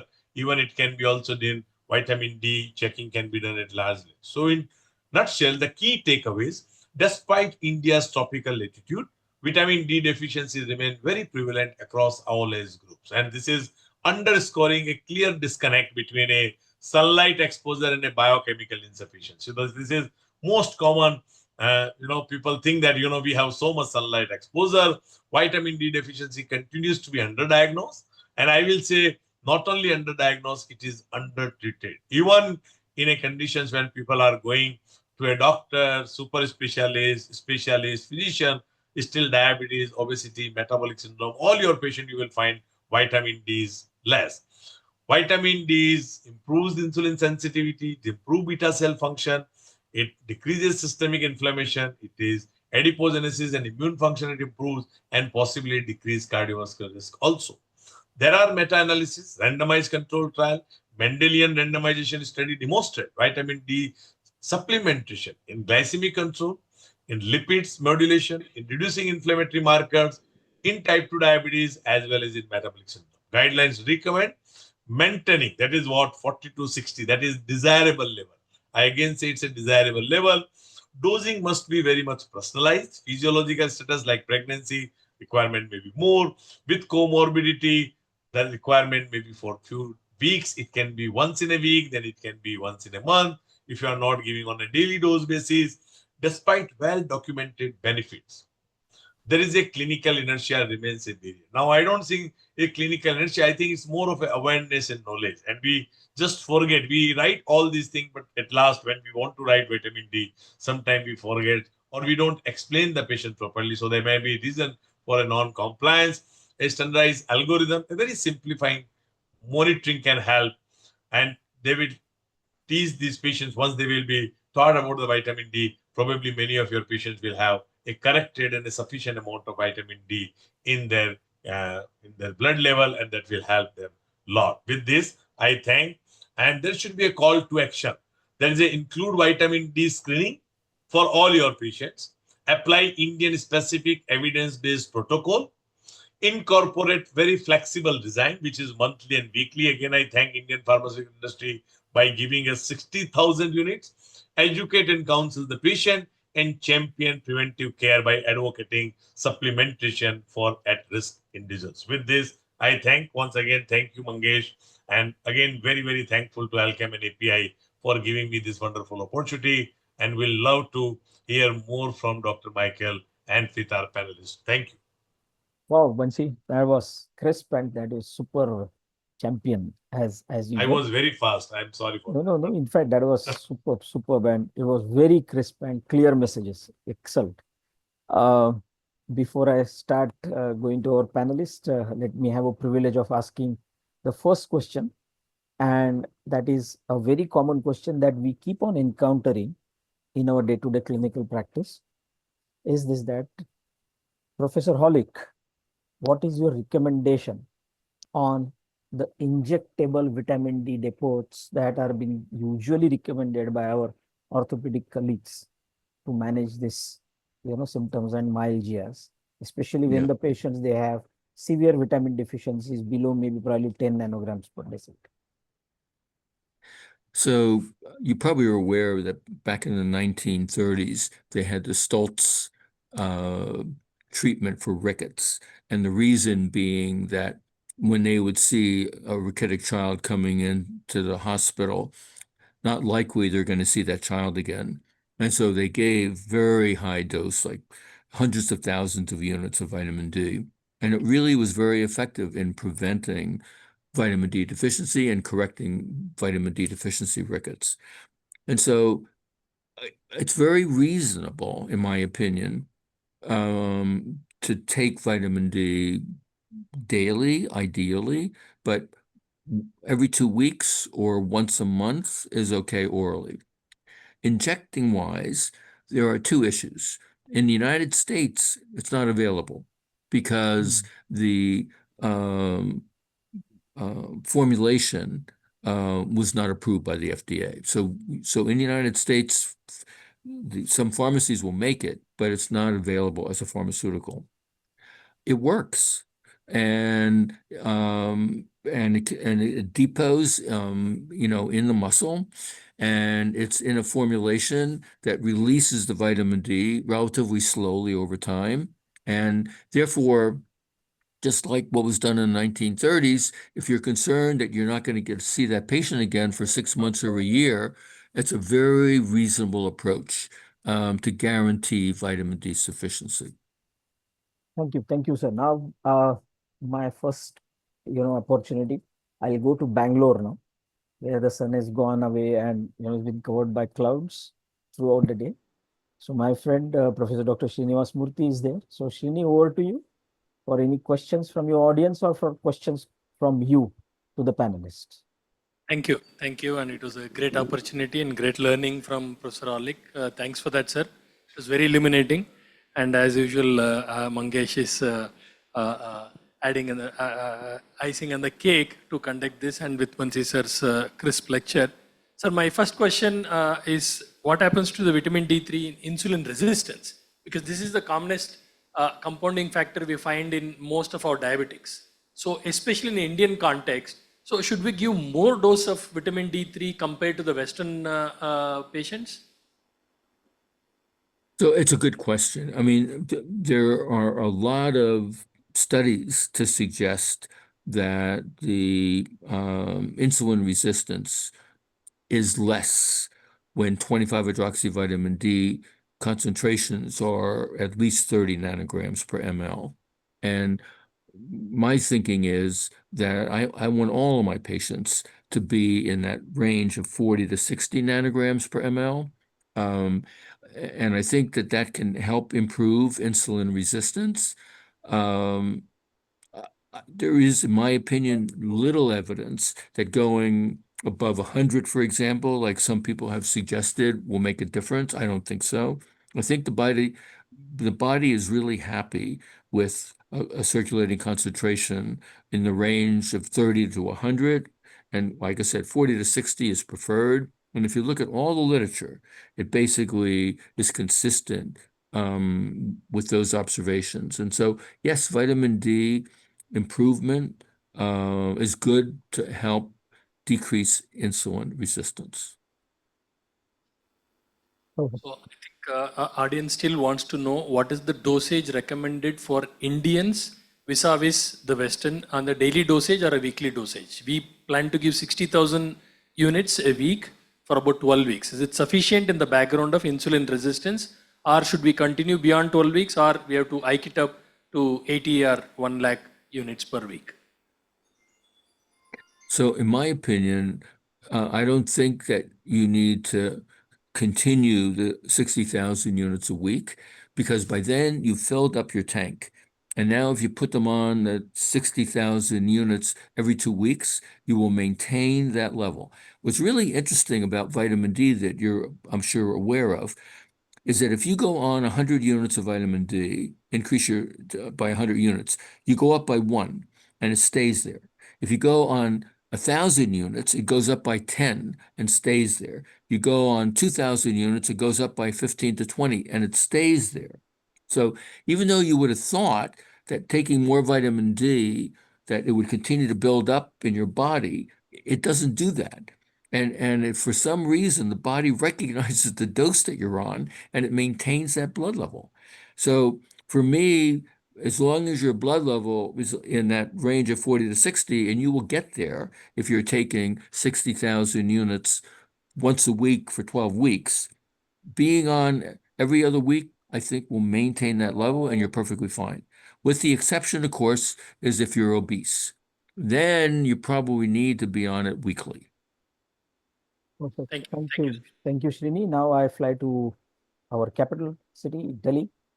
Dr. Gupta, good evening, sir. And I hand it over to you for questions from your center, or you want to ask the question. Evening, everybody. First of all, I thank API and Elcom for giving me this opportunity to listen to a very relevant topic in our clinical practice every day. I can we are barely coming hear to- you. Sorry. You have to speak a little loud, sir. Yeah, every day we are confused what kind of vitamin D dosage we should be using in our clinical practice and how frequently we should be giving and how long we should be giving. There are certain things which have now become clear that this is a Pandora's box. As the more and more research and more evidence is coming out, we know that vitamin D receptors are present everywhere, and it is effective in preventing most of the diseases and its relevance in reducing insulin resistance and diabetes. Now, there are certain things which are, still comes to my mind, that depending on the levels of vitamin D, whether patient is deficient, insufficient, or sufficient, we now think that 60,000 units per week should be given for 8 to 12 weeks. But how frequently should we check vitamin D levels to see that patient has reached the desired level of 40 nanogram per deciliter? And what should be it continued 60,000 per month and indefinitely without checking, or shall we keep on how frequently checking so that patient doesn't fall into a overdose or a hypervitaminosis? Nice Right. question. So, yeah, all very good questions. And so basically, for my patients that want to take it daily, I just tell them take 5,000 units a day. Because if you use that calculation of 100 units increasing your blood level by 1, 5,000 units a day gets you between 40 and 60 nanograms per ml. If you want to take it for that 12 weeks, is perfectly fine. What's really interesting also, and it's kind of been suggested and discussed, that if you're severely vitamin D deficient, say you had a 25-hydroxy D of less than 10, do you need to take that much more vitamin D? And the answer turns out to be no. And the reason is that you have several, at least 3 different 25-hydroxylases in your liver. And we showed many years ago that if you're at 10, and if you even go on like 600 units of vitamin D, you will rapidly raise your blood level up to a range of 20 nanograms per ml. But once you get to 20 nanograms per ml, that's when you need 100 units to raise it by 0.6 to 1. And so I never worry about whether the patient's severely deficient or deficient or insufficient. I put them on the same amount.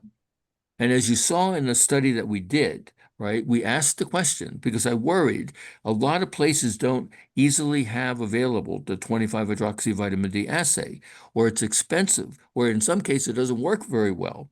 And so we took all comers, right, and I had their blood, but I put them on 50,000 units every week for 8 weeks and then every 2 weeks forever. And we published that study, and we showed that even those coming in with a 50 nanogram per ml on 50,000 units twice a month, their level only increased to about 70 to 80 nanograms per ml. There was no toxicity. So my recommendation to most of my doctors, and now in the United States with the 2024 guidelines saying you should not screen anyone, is that a lot of the laboratories or the insurance companies are no longer paying for it. And normally a test in the United States costs around $250. So I tell my physician friends, unless they have some major medical issue that is impacting on how vitamin D is being metabolized or utilized, right, is putting them on this dose of vitamin D. You can put them on and not worry at all about toxicity. Right. That is The one, that is yeah, and the one that you've probably seen this, I'm sure, in your practice, because I found it in some of my family members. They're on the same dose of vitamin D as me, right? And yet their blood level is like 20 nanograms higher. And the reason for that is that you have a partial 24-hydroxylase deficiency. Because once you take vitamin D and it's activated in your kidneys, the active form instantly turns on the 24-hydroxylase to destroy it, because otherwise it'd be so toxic. And so there are some people out there that have a partial inability to rapidly destroy it, and as a result, their blood levels will be higher. But again, it does not cause any toxicity and is of no concern. Yeah, so I think maybe probably the clear message is this, that testing is quite expensive than treating, and maybe probably the supplementation is more easy, and the recommended dose should be anywhere in the range of around 2,000 to 5,000 units per day, depending on the clinical situation. Is that right, sir? That's correct. Exactly right. Yeah, it's Okay. you can get a whole year's supply of vitamin D for the cost of your assay. Perfect. And the assay doesn't give you insight, because you're getting at one point in time. And we Yes. showed, by the way, because you may ask the question, so what part of the year should you be taking that test, right? And so Yeah. we asked that question in the United States, and we looked at several million blood samples at different latitudes, and we showed that whether you were in the South in Georgia or in Boston, the difference from summer to winter is 9 nanograms per ml. So Okay. those that are concerned that, well, but I'm outside a lot and exposed to a lot of sunlight, should I stop taking my vitamin D supplementation? I tell them no, right? Unless you're a lifeguard, right? Or you're a Maasai herder outside every day naked, half naked, you don't have to worry about this. Yeah. So now I'll come to Kolkata. My friend Professor Dr. Udas Ghosh. Over to you, Ghosh, sir, for the question from your center or your question to panelist. Before going to the question from the audience, I like to ask Dr. Holick, particularly about the high responder versus low responders. Particularly, is it necessary to do the genomic study or other study uh, before going to supplementation of vitamin D, particularly in India? So in my opinion, so we've done some expression analysis of genes and have done genomics as well. From my perspective, I don't find, I mean, even though it looks interesting and they do GWAS kind of studies, is that overall, it doesn't make any difference. And in my opinion, if I give a dose of vitamin D, I get to see a good response, whether they're low responders based on their genetics or high responders. The only way that you are concerned is, and I had developed a vitamin D absorption test many years ago, is that what about patients that you gave vitamin D and you did measure their blood level and it didn't go up, right? And often the cause was celiac disease, right? That they just had a very kind of flat small intestinal mucosa and weren't able to absorb it, right? Patients with fat malabsorption syndromes, it's the same issue, right? Then you have to definitely give them a lot more vitamin D. But for the general population, whether they're high or low responders, in my opinion, I would just give the same amount of vitamin D. Okay, thank you, sir. Another question is this is the source for the vitamin D is either diet or ultraviolet B rays, but mainly the sunshine. But the peoples are very reluctant to take sunshine in the outside. There is some device, particularly ultraviolet B emitting sources, devices, particularly Solius. Is it very helpful, particularly those who have a malabsorption syndrome like that? So is it very helpful to provide vitamin D supplementation by these type of device?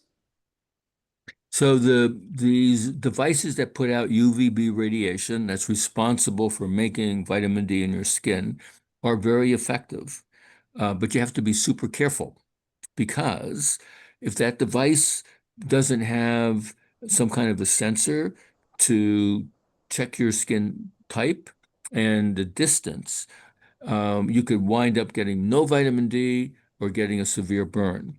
Because remember, from physics, is that the energy is 1 over distance squared. So fat malabsorption patients, they do benefit. No question about it. We've published this in several places. But the real question that boils down to is the vitamin D that you make from sun exposure any different than when you take it in your diet?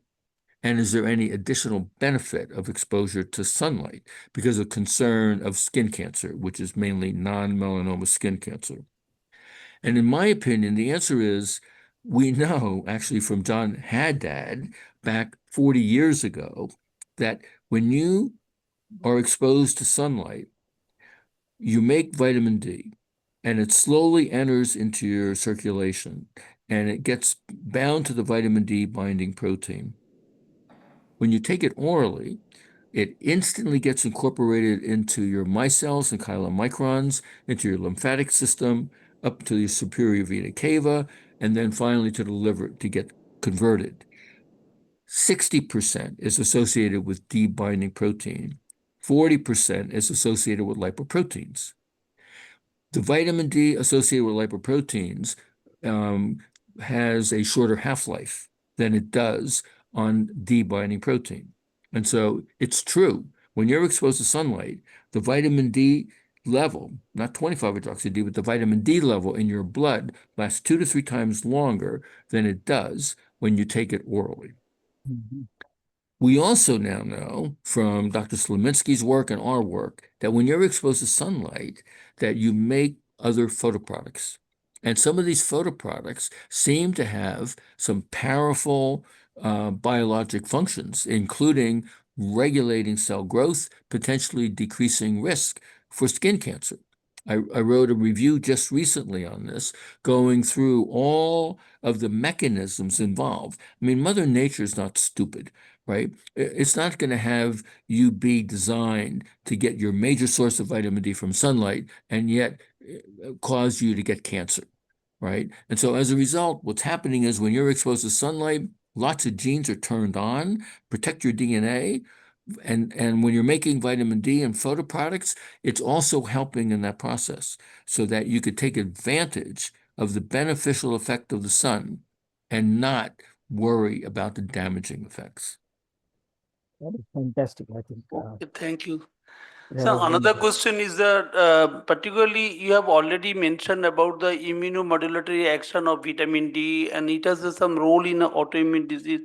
So what is your opinion about the management of particularly autoimmune disease or rheumatological disease or neurological disease? It is always to do the, I mean, test for the vitamin D level, and you have to co-manage with vitamin D along with the anti-rheumatic drugs or anti drugs for these other neurological disease. So you may be aware of Dr. Coimbra out of Brazil, who for more than a decade has been giving extremely high doses, 1,000 milligrams per kilogram body weight, to patients with rheumatoid arthritis, psoriasis, etc., and demonstrated that it worked very well. Also, there's a physician in India that went with Dr. Coimbra and used that now in India. And in her practice, she's able to show marked improvement in vitiligo, and in psoriasis, and in other autoimmune disorders. So very high doses of vitamin D is a possibility to be used. I saw a young man who had clear evidence of the beginnings of multiple sclerosis with eye changes and with a clear lesion in his brain. And he came to me and he said that he had heard about the Coimbra protocol. I had been following it for several patients, and that he did not want to be on any kind of medication, but rather wanted to be on high dose vitamin D. So I warned him that, I think it's probably reasonable to be on the MS medication recommended by your neurologist, but he refused, and he wanted only to be on high dose vitamin D, which I did. I put him on 1,000 units per kilogram body weight. It was on like 65,000 units of vitamin D a day. You have to put these patients on very low, zero calcium diet. Otherwise, they will develop hypercalciuria and hypercalcemia. And we published him, and we showed that the lesion in his brain disappeared and Wow. that he has no evidence for his multiple sclerosis. Wow. Now, what to do for your patients, right? At a minimum, my suggestion for my other patients who are on these medications, right? Because they also impact on your bone health, right? They impact on vitamin D metabolism, is I make sure that they're on between 5 to 10,000 units of vitamin D a day. And I'd like their blood level to be in the range of about 60 to 100 nanograms per ml. Wow. So thank Yes, you sir. very much, Thank you. Dr. Ghosh, for Yeah. this wonderful questions that you're putting. Now I'll come to Pune now, and Professor Dr. Vaishali ma'am is waiting. Vaishali ma'am, over to you for the questions. Thank you, Dr. Mangesh. And let me start with congratulating Dr. Michael Holick, sir, for that extensive, enlightening talk. I think the questions itself demand a lot of explanation. So he's incited a lot of inquisition amongst the audience here. And I have a lot of questions for him. But before that, I think Dr. Banshi Sabu has done an excellent job of creating this forum for creating social and community awareness. And I think Dr. Mangesh has explicitly covered all the aspects of vitamin D within a short span of time. So I should congratulate you before I start. So nevertheless, I thank the Alchem team for inviting me here today. And there are three questions which are common from all the audience. Is how is vitamin D related to other endocrine disorders? And what happens in hypothyroidism? What happens in infertility? And with PCOS, is there an association with vitamin D and these disorders? So there are data out there to show that it may be associated with PCOS, and infertility for sure, for both males and females. There's definitely a vitamin D receptor in the ovary. There's definitely a vitamin D receptor in the testes. And so we think that improvement in vitamin D status. That's why I said from inception until death, because infertility is improved by improving vitamin D status. And the third one was what? I'm sorry? PCOD, Yeah, infertility, and hypothyroidism. yeah, hyperthyroidism. So Yeah. there is evidence. It depends upon the type of hyperthyroidism, right? I mean, you have Hashimoto's thyroiditis and Graves' disease, and there Yes. is some evidence to suggest that improving vitamin D status can help in reducing the inflammatory activity for Hashimoto's thyroiditis and even for Graves' disease. And that vitamin D deficiency has been associated with increased risk for both. So I've seen a lot of benefits in menstrual complaints, especially dysmenorrhea and menorrhagia improving with vitamin D. What is your experience on that? And can you share some light on that? Yeah, it's the same. I see a lot of young women I'd seen in my clinic, and they had menstrual disorders and discomfort, and improving vitamin D status in some cases made a very big difference. It was very helpful. Thank you, sir. Thank you for that answer. There's another question from Dr. Rahul, who asks whether there is any foods or drugs which adversely affect the vitamin D levels in the body. Any food interferes with the vitamin D levels or absorption in the body? Yeah, so it's interesting. I mean, there used to be on the market a product that prevented cholesterol from being absorbed, right? And cholestyramine is another one. It turns out that they will bind vitamin D. And so as a result, you need to take more vitamin D to overcome that. I'm not aware of any foods that prevent you from absorbing vitamin D. And the reason is that vitamin D is incorporated immediately into your micelles and chylomicrons, right? And then it gets incorporated into your lymphatic system, which I had mentioned before. And so fatty foods actually turn out to decrease the bioavailability of vitamin D. And the reason being, and we did a study because I was curious to know in skim milk versus whole milk, right? Is vitamin D more bioavailable in whole milk? Because the thinking was that vitamin D being fat soluble in milk is the reason they put it there because you could absorb it. And it turns out that the more fat that you had, the less vitamin D you absorbed. And the reason being that the vitamin D sticks with the fat and you don't absorb 100% of your fat. And as a result, you lose it. And so, yeah, but I'm not aware of any other foods that really conflict with absorbing vitamin D. Thank you so much, sir. And there's a question by Dr. Rajiv that does vitamin D affect the infection risk, the glycemic status, and the cardiac status in diabetic patients? I mean, the simple answer is yes. So, I think that our data from COVID and the data from Yale, I mean, clearly demonstrate that you can markedly reduce risk of upper respiratory tract infections. And I think that, the insulin resistance, a lot of data out there to show that vitamin D status makes a difference. Absolutely. Thank you, thank you, Thank Vaishali. you so much, and thanks for those questions and those answers. Thank you so much. Thank you very much, Vaishali ma'am. Now I'll come to Bansi bhai. If he has any questions, or then I have a question to Bansi bhai also. Yes, please. I don't know whether I'm the right. Please. So, but you spoke beautifully about diabetes and vitamin D relationship.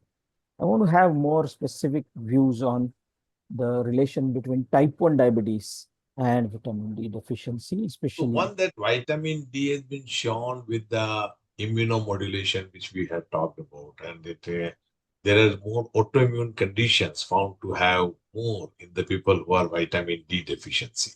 But the direct relationship, whether the people with vitamin D deficiency will they develop more type 1 diabetes, that's not been proven. But yes, definitely vitamin D deficiency in a person with type 1 diabetes will make them more prone to have more problems related to other metabolic problems. So definitely a persons with any sort of conditions, particularly like type 1 diabetes and type 2 diabetes, we as a diabetologist or endocrinologist would like to keep their vitamin D level in a sufficient level, but now more with a desirable level, which is between 40 to 60 milligram. And as I practice very regularly to all my patients, to give them a maintenance dose, which is very, very important. I write it very clearly on my prescription that this should be taken once in a month, lifelong. So that is what we do. But yes, still there is non-compliant people. They don't take it regularly. And I think I don't say that people are non-compliant. We as a doctors are not teaching or educating the patients properly. Otherwise, it's not very, very cost effective. And if we teach the patient properly, most of them would like to continue it lifelong. Okay, thank you, Bansi. And in fact, interestingly, there have been a couple of studies which have shown that the babies born to mothers where really you have little lesser sunshine and very high wintry times, where less sunshine is available, the incidence of type 1 diabetes in these kids are very high. And even, after the developmental age also, the metabolic challenges in these kids, they are very high in Yes, metabolic comparison to the challenges are kids. definitely high, Yes, but yes, the type 1 diabetes, which you had said very rightly. yes, absolutely. Now, Dr. last, Michael, I mean, my question is that yes. American Diabetic Association suddenly is saying that vitamin D level is not to be measured. It is not required. Why so? With so much evidence which is there already. And so many other international guidelines are strongly saying that it should be measured. Why they are saying that it's no more required?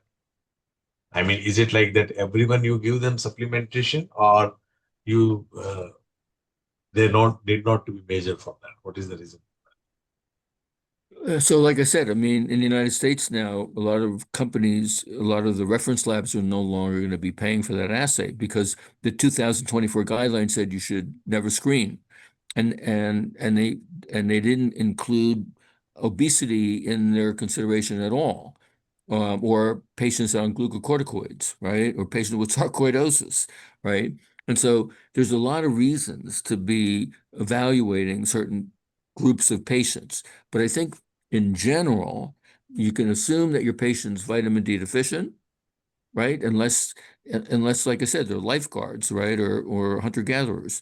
And so as a result, putting them on appropriate supplementation should be fine. And I think it's a cost-effective way of being able to do that. And like I said, we did the studies. We published for 6 years demonstrating that they all raise their blood level in that preferred range of 40 to 60 nanograms per ml on equivalent of about 3,000 to 4,000 units of vitamin D a day, or 60,000 units, for example, twice a month. In fact, And the Banshibai, testing in vitamin D in US is very costly because in India, testing vitamin D level is around $10 in the yes, private labs. yes, While if you test the lab in US, will it be very costly? he said $250. About $250 for a Oh, test. too Yeah. much. Yeah. So in Yeah. fact, what I take from his maybe probably my analysis, Banshibai, if you allow me, is this that there may not be a very clear establishment of a causal relationship with various challenges, but therapeutic relationships and outcome benefits are far more established in vitamin D uh, treatment and the other related challenges rather than the causal challenge. So that could be one reason. And the second thing is that it is too expensive for testing, especially in the United States. So that could be one of the reasons why they are now saying that don't test, just treat. So that could be the Right. hidden message that they are trying to give, maybe probably. That is what. Yep. So the final question from me, and then I'll quickly come to our panelists to have their final comments before we wind up this program. And this is a holy grail question to Professor Holick, sir. Why in India, despite of having so much of adequate sunshine, why we develop vitamin D deficiency so significant? So there's a couple of reasons. The obvious one is, right, and it's curious human nature, right? Very light-skinned white people go to tanning beds to get tan. People who are tan or dark-skinned don't want to get darker, right? And so as a result, just culturally, right, you're not going to have people go out in the sun because you are going to increase your skin pigment. That's a guarantee. So they avoid that, right?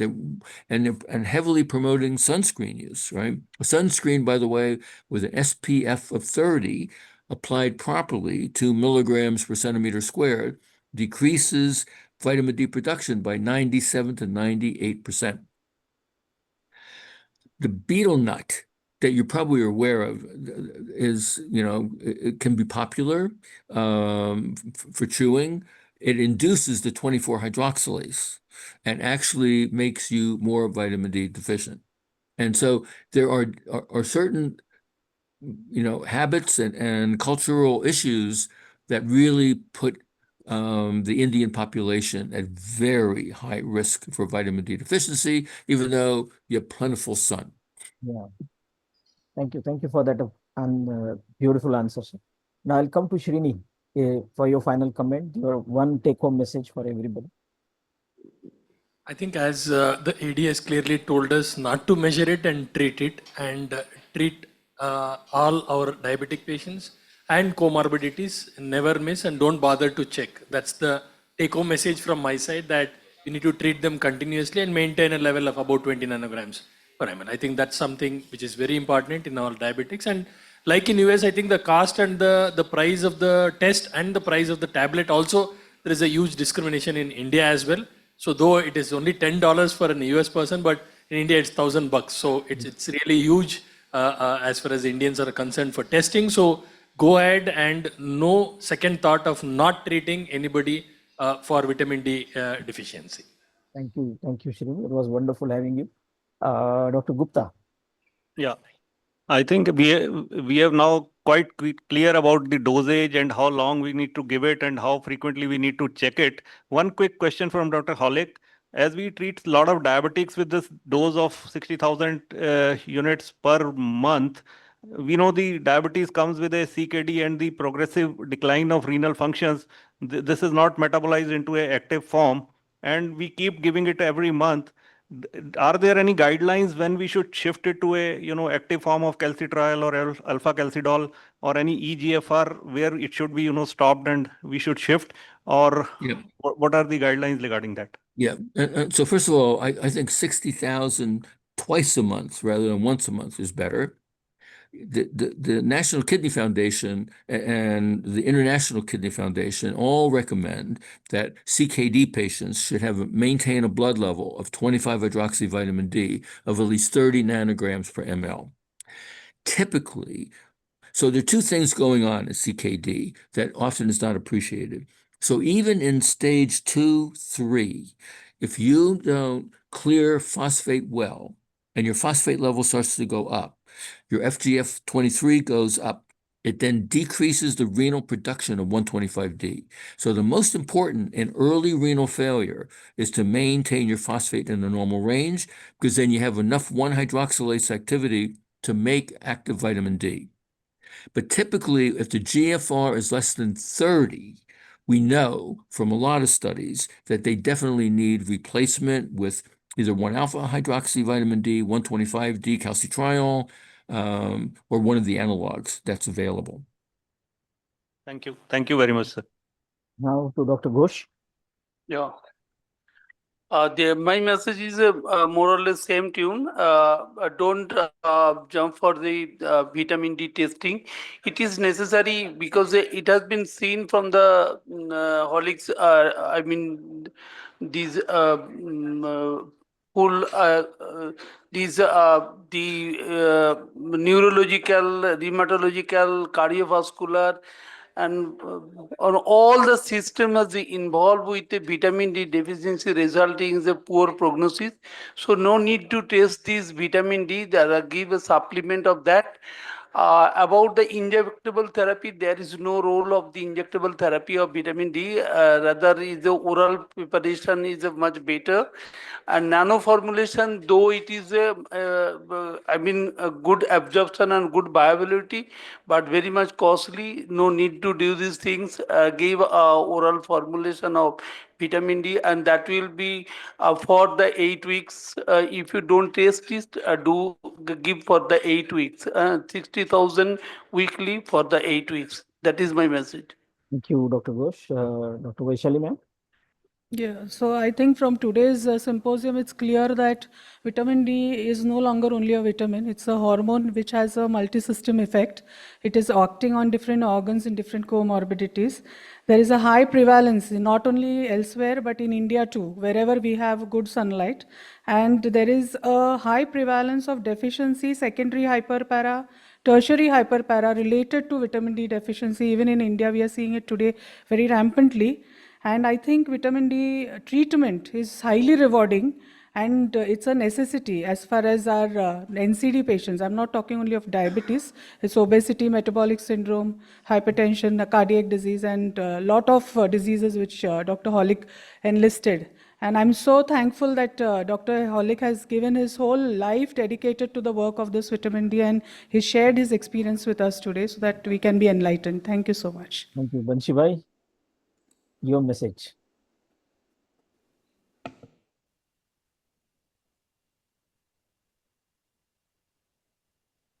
Bansi, you have to unmute yourself for your message.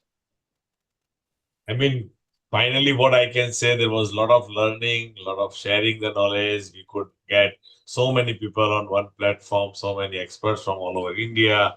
But I see always that to listen, Dr. Michael, again and again, we have listened in past also. It's very enlightening, and I'm sure I just suggested, Mangesh, I was writing to you that we should write a press also, a media also. We should release a press note 110%. tomorrow on Yes. this vitamin D, as today we have discussed with Dr. Michael Holick, and I think that will go to the lay people, that Yes. they should also understand the importance of vitamin D issue, because the awareness is the only key by which we can improve the vitamin D status in our country. So Yes. my humble suggestion to you, with IGCP and with the support of Alcam, from you, from API, we can release a press release, and that it can be widely circulated. And we have all over India, you have already experts who have involved as a panelist. They also can circulate the same press release in the local media. So I'm sure across the country we will able to, give this message to lay people also. And I'm sure tomorrow, my great friend, close friend, Srinivas Murthy is going to put something on social media. So we, all of us can repost it again and again. Yes. So that will also circulate the things. So some of you who are very, very, very active in social media posting, please do it. So we all can repost it and it will also go to thousands of people. Wow. Thank you. Thank you. I'm Good so happy to say Dr. Holick and Banshi bhai and all the panelists. And we have more than 10,000 registrations today. That was Wow. outstanding. And absolutely, they were all, I am more than sure about it, they were all enlightened. There have been so many misconceptions which were taken care of. The masterly oration, not only from Dr. Holick, but Bansi bhai, really changed the whole way, the perspective of vitamin. And of course, my fellow panelists, Dr. Srinivas Murthy, Dr. Vipul Gupta, Dr. Udas Ghosh, Dr. Vaishali Deshmukh, really have changed the way the whole program has went on. And of course, entire Alkem team, IGCP team, and our tech team for this wonderful, wonderful opportunity which has been bestowed on us. So over to you, Dr. Vijaya, or anybody from Alkem for the final words and thanks. And then, of course, I wish all the participants without whom we all would not have been so happy. And we love you, we respect you, because it was Banshi bhai who has told me that always respect time of the people, those who really love you. Always respect that, because that tells you how much they love you. So thank you very much for spending your working evening times with us. And I believe that Dr. Holick, with his masterly presentation, along with Dr. Banshi, Dr. Vaishali, Dr. Srinivas, and of course, Dr. Gupta and Dr. Udas, have definitely given us some pearls of wisdom as far as vitamin D is concerned. Over to you, Dr. Vijaya, for the final comments before we wind off. Thank you, sir. So as we conclude this enlightening session, on behalf of Alkem Laboratories, we would like to extend our heartfelt gratitude to Dr. Michael Holick, sir, for sharing his invaluable perspectives backed by decades of groundbreaking research and clinical excellence with us. We are also very grateful to Dr. Banshi Sabu sir for providing an excellent and detailed explanation of role of vitamin D in diabetes, especially in precisely timed manner. Also, a special appreciation goes to our moderator, Dr. Mangesh Tivaskar sir, and panelist, Dr. Vaishali Deshmukh ma'am, Dr. Uday Chandra Ghosh sir, Dr. Vipul Gupta sir, and Dr. Srinivas Murthy sir for moderating the session so seamlessly and ensuring a lively and interactive discussion at each center. We are delighted to share that over 10,000 doctors have registered for this conclave and more than 1,200 delegates have attended this program live across the India. Also, over 200 doctors have watched this program over the centers pan-India. A big thank you to all the attendees. We hope you found this session insightful and enriching. Our deep gratitude also goes to Association of Physicians of India for extending their support to make this event possible. And many thanks to our event and scientific partner, IJCP. So thank you all once again and wishing you all a wonderful weekend. Goodbye. Thank you. Thank you very much. Good night, everybody. And a Thank you very and good good night. morning. Yeah.